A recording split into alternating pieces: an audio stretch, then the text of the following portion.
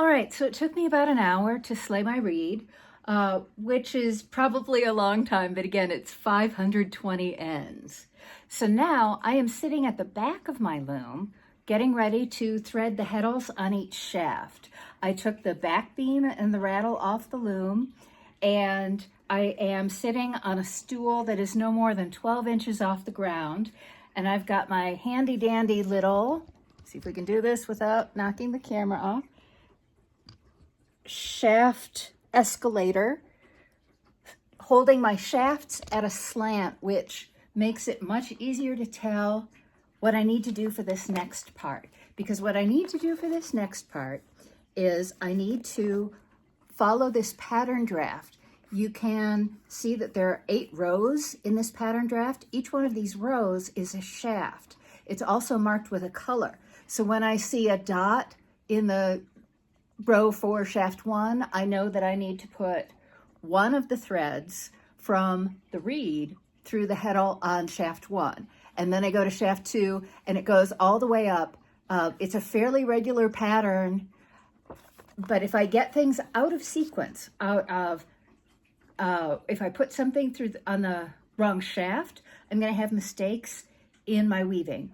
Also, if I take the warp ends from the wrong order in the heddle, so there's 4 coming from each dent in the heddle, those within that group of 4, it doesn't matter what order I grab them in. But if I accidentally grab an end from the next dent over and try to fit it in the shaft as though it were part of that first group of 4, I'm going to have mistakes in my weaving. I'm going to have serious problems in my weaving.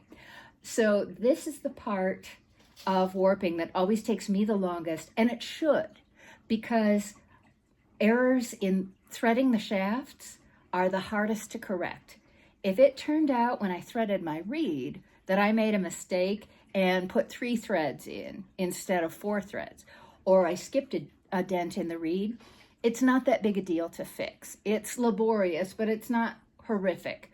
But if I make a mistake in threading these shafts, oh brother, I'm in trouble. So I'm going to go very slowly and make sure, check my work constantly.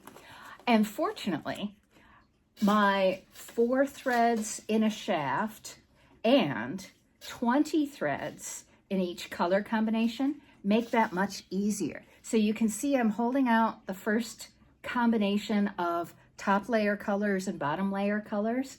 That's 20 threads. And I can actually tell pretty quickly and easily if I've made a mistake, because then the colors change for the next 20 threads.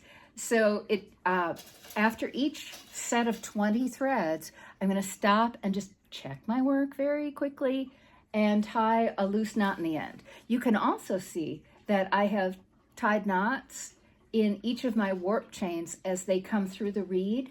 And that is just a temporary measure so that, if the cats start running around and going crazy like cats do, and they take it in their heads to start messing with mom's loom, nothing comes out of place. I don't have to redo that hour's worth of work that I just did. So it'll be interesting to see how much time it's going to take for me to thread correctly 520 ends through each of these very narrow little heddles. These are very small little pieces. But once I get in a rhythm, and this pattern, this threading pattern is actually not that hard. I'm not terribly worried that I will make unrecoverable mistakes. But once I get that done, I'm going to be 90% done with warping the loom.